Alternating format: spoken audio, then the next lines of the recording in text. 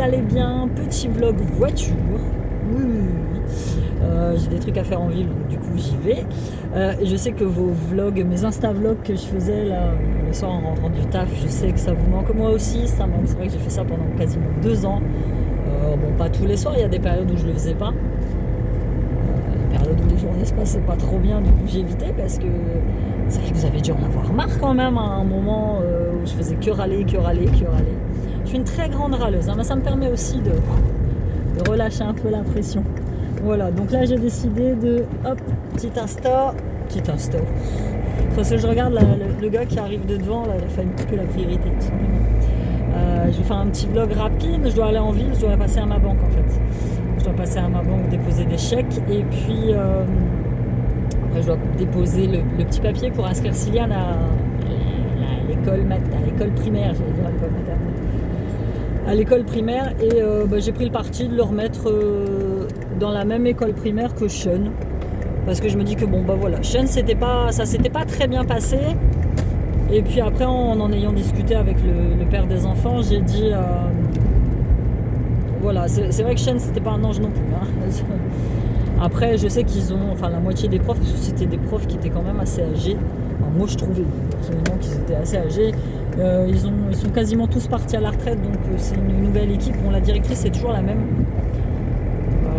Je sais pas comment elle s'appelait. Enfin bref, elle était assez sympa, assez ouverte sur plein de trucs. Donc moi, ce qui m'inquiète un peu, c'est comme je vous l'ai déjà dit, je sais que ça va bien se passer, mais c'est le fait que Silou, voilà, il a 6 ans, il fait encore très bébé, je trouve. Franchement, je trouve qu'il fait encore très bébé, hein.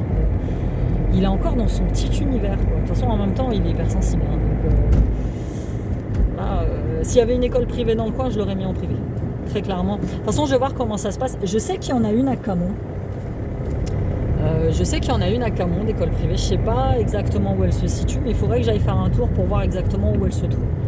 Après, c'est sûr que là, l'école, elle est là où il va faire sa rentrée, elle est juste en face du collège de Chêne. Donc Chêne sort du collège, je peux le récupérer. Elle est à 7 minutes à pied de la maison, tu vois, c'est vraiment rien, quoi. Vraiment rien. Mais, c'est toujours les petites appréhensions que chaque parent a quand il change d'environnement, le petit. C'est là, l'école maternelle, elle est super sympa. Le centre, elle est à côté, ils sont super sympas. Je sais que le centre primaire, il ira pas parce qu'ils font rien, très clairement. Ils sont massés comme des poules dans les salles. Enfin là, puis en temps de Covid, c'est pas possible. Donc déjà, tu vois, je vais pouvoir faire une croix sur le centre. Ou alors il ira de temps en temps, mais c'est pas mon kiff. Ou alors il faut que je trouve le moyen de l'inscrire dans un autre centre. Je sais qu'avec Siam, je faisais ça. Parce qu'on habitait à Saint-Maurice, donc c'était un quartier quand même qui craignait un peu du boudin, on va dire. Et le centre, il l'avait fait un été, et c'était bagarre sur bagarre, quoi. Bagarre parce que t'as les frangins des petits qui venaient récupérer leurs frères, qui s'embrouillaient avec d'autres frangins de petits qui venaient aussi récupérer leurs frères. Donc parfois t'arrivais là-dedans, il y avait les flics, quoi. Toi tu venais juste récupérer ton gamin. Donc à un moment j'ai dit non, pas possible, je peux pas le laisser là-dedans, il faisait pas de sortie, il faisait rien du tout, puis il y avait toujours des problèmes, quoi. Donc du coup je l'avais inscrit au pigeonnier, du coup, franchement c'est pareil, c'est un quartier qui craint rien, mais c'était juste à côté de chez mes parents, donc ils le récupéraient quand je bossais, et ça s'était super bien passé. Ils étaient tous super sympas. C'était l'école Michel-Ange. Bravo. Mais là, je peux pas le mettre à côté de chez mes parents, ça. Le bout des miens, non. Donc là, j'ai quand même un peu de soucis avec Pôle emploi, parce que j'ai beau leur envoyer mes documents, il manque toujours un truc. Donc, et c'est vrai que j'avais posté un truc sur Insta, et puis vous avez été nombreux à me dire, ouais, Pôle emploi, c'est quand même, c'est sacrément chiant. Moi, la première fois que je me suis inscrite à Pôle emploi, j'y étais pas restée longtemps, puisque je m'étais inscrite en septembre, je crois. Je sortais d'une démission, donc j'avais le droit à rien, et je m'attendais à rien de toute façon. Premier rendez-vous avec la nana, elle me dit, on vous trouvera pas de travail, on peut rien pour vous, d'accord ? Déjà d'une, parce que vous êtes handicapé. Déjà deux, parce que vous n'avez pas de formation, vous n'avez rien. Moi, je sortais de 20 ans à Inter où j'étais hôtesse de caisse. Elle m'a bien fait comprendre qu'à part un job d'hôtesse de caisse, je ne pouvais rien trouver de mieux. En même temps, elle ne s'est pas bien trompée, puisque c'est tout ce que j'ai trouvé par derrière. Mais la nana, je l'ai trouvée très froide. Après, je peux comprendre, hein, ils font un taf qui n'est pas sympa. les gens, surtout en cette période-là, il y en a énormément qui ont perdu leur travail, donc ça doit pas être facile tous les jours. Ah, je crache. Je suis d'accord, mais bon, je pense qu'il y a un minimum de respect, et moi je fais tout pour arranger les choses. Je suis pas quelqu'un de chiant, je suis quelqu'un qui m'adapte. Donc voilà, mais là ça commence à me braire, hein. Je leur envoie mon attestation employeur, il manque un truc. Je leur envoie mon certificat de travail, il manque un truc. Je leur envoie mes fiches de paye, il manque un truc. Donc là je lui ai renvoyé un message, et c'est toujours la même conseillère. C'est la même conseillère d'il y a 2 ans et demi. Donc j'attends qu'elle me réponde. Et limite, je pense qu'à un moment ça va me saouler, je vais y aller directement. Très clairement, je vais y aller directement parce que, enfin voilà quoi.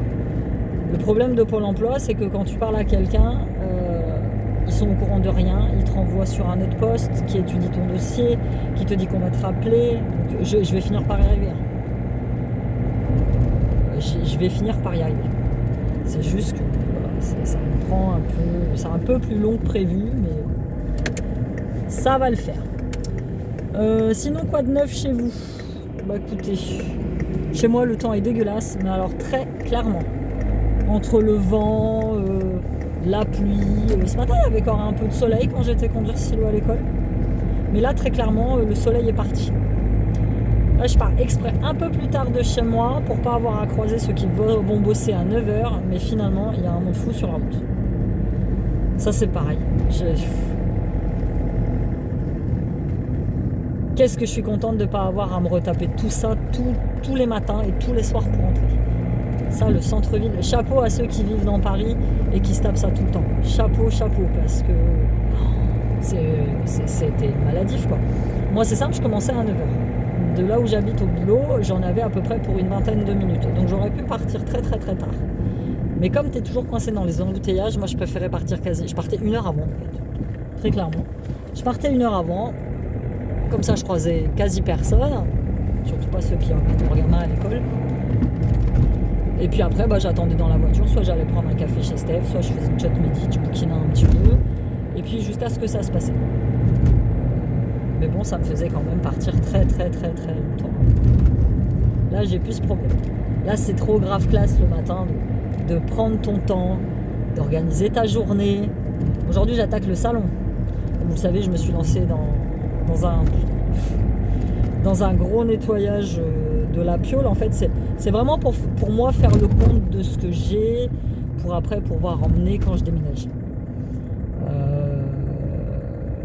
Donc j'ai fait plein de sacs pour le relais, j'ai donné plein de livres à l'école, j'ai jeté plein de trucs qui étaient pétés. Et donc là, j'attaque le salon où le plus gros, ça va être pour ranger mon atelier bijoux. Il y en a partout. C'est juste... Mais sinon, voilà, là que je suis à la maison, j'ai plein d'idées de vidéos, mais vous, si vous avez des idées de vidéos, n'hésitez pas, mettez-les moi en commentaire. J'étudierai les propositions. Alors pas des idées saugrenues. Et souvent j'ai des demandes. Oui, tu peux faire des achats sur tel site pour tester et puis nous en parler. Bah non, en fait. Moi, je fais des achats sur les sites dont j'ai besoin. Et puis j'ai pas un porte-monnaie à rallonge. Je sais que ça se fait beaucoup, ça. Il y en a qui achètent pour faire des hauls, mais moi tu vois j'ai dépassé ce stade du haul compulsif en fait. Quoique là, la dernière fois j'ai été faire un tour au shopping promenade, j'ai acheté quelques bricoles à la halle aux vêtements. Mais voilà, généralement c'est des trucs dont j'ai besoin. Donc les hauls compulsifs comme ça. Vous avez regardé le reportage sur Arte sur la fast fashion? Je l'ai regardé et franchement ça me fait mal au cœur pour les gens qui bossent là-dedans, très clairement. C'est surtout, ils ont beaucoup parlé surtout de Zara. Zara et puis toute la mode qui en découle, H&M, Mango, enfin tous ces trucs de fast fashion. La fast fashion, c'est la consommation rapide des vêtements en fait. Tu achètes, pas cher, tu jettes, tu rachètes, tu jettes, tu rachètes, tout pas cher. Voilà. Les gens n'ont plus la notion du acheter des produits de qualité. Moi la première, je vais vous dire pourquoi. Parce que c'est simple, alors que c'est complètement stupide. Je préfère mettre 30 balles dans un sac plutôt que 300 balles dans un sac de qualité.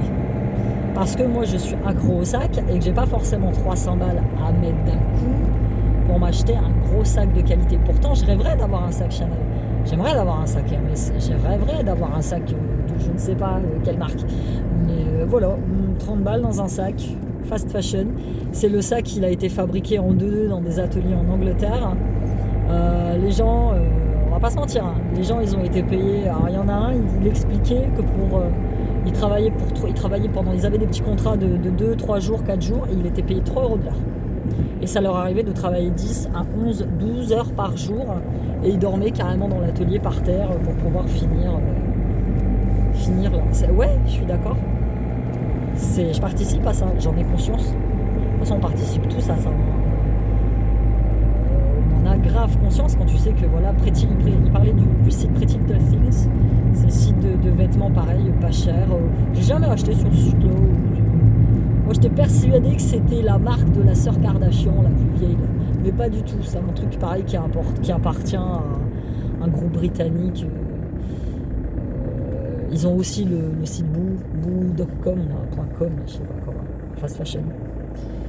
Et voilà, et tu voyais les conditions de leur... Alors c'est toute une ville en Angleterre, et c'est une ville qui ne vit que de ça en fait. Il n'y a que des manufactures de vêtements, des usines de couture, et les gens sont employés là-dedans à 3 ou 4 balles de l'heure.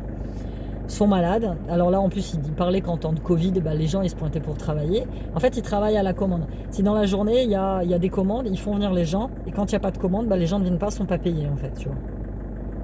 Et là, pendant le Covid, il y en a plein qui n'ont pas travaillé, quoi. Qui n'ont pas d'argent. Et moi, je participe à ça. Donc, j'en ai conscience. Du coup, comme vous le savez, ça fait quelques temps que je n'achète que sur Vinted. Donc je participe au recyclage des vêtements. J'achète encore du neuf. Il va falloir que... Là, j'ai quand même cette alternative dans la tronche de me dire, voilà, j'ai besoin d'un truc, je regarde d'abord sur Vinted. Voir si je peux pas trouver un équivalent. Mais par contre, parfois sur Vinted, ils se touchent grave. Hein. Franchement... je vais vous donner un exemple. Moi, j'achète des livres Barbapapa pour Siliane sur Vinted. Parfois, il y en a, ils vendent leurs livres d'occasion 4 €. Admettons, 4 €. Avec les frais de porte, on a pour 2,88 €. Donc, ça te fait déjà un livre à 6,88 €. Quand tu vas sur Amazon, le même bouquin en version 9, c'est 5,90 €. Donc, j'avoue que parfois, voilà, j'achète 9 sur Amazon. Tout simplement. En plus, j'ai l'Amazon Prime, donc du coup, je paye pas les frais de port. Et généralement, quand je le commande, je l'ai le lendemain. C'est notre vie, elle est facilitée par ces trucs-là. Tu vois ? Tout simplement. Donc, j'engraisse Amazon. Ça, j'en ai conscience aussi. Voilà. Mais parfois, sur Vinted, c'est très, très, très largement exagéré les prix. Alors, moi, j'essaye toujours de mettre des petits trucs à 1 €, 2 €, rarement plus, sauf si c'est des trucs de marque que j'ai payé une blinde. Mais parfois ça vaut pas du tout le coup d'acheter sur Vinted. Là, je cherchais pour Eora, je cherchais des boutons vintage pour faire des colliers. J'ai vu que c'était la grande mode, le upcycling, recycling, donc tu recycles des vêtements, tu recycles des bijoux. Moi, je fais beaucoup de recyclage de bijoux.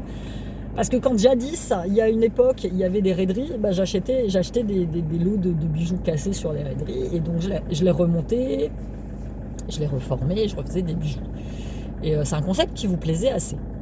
Voilà, depuis que il n'y a plus de raiderie, il n'y a plus de tout ça, en espérant cette année qu'il y en ait quand même un petit peu. Du coup, je me tape pas de bijoux recyclés. C'est entièrement du fait main, mais pour le coup, c'est des trucs neufs. Donc voilà.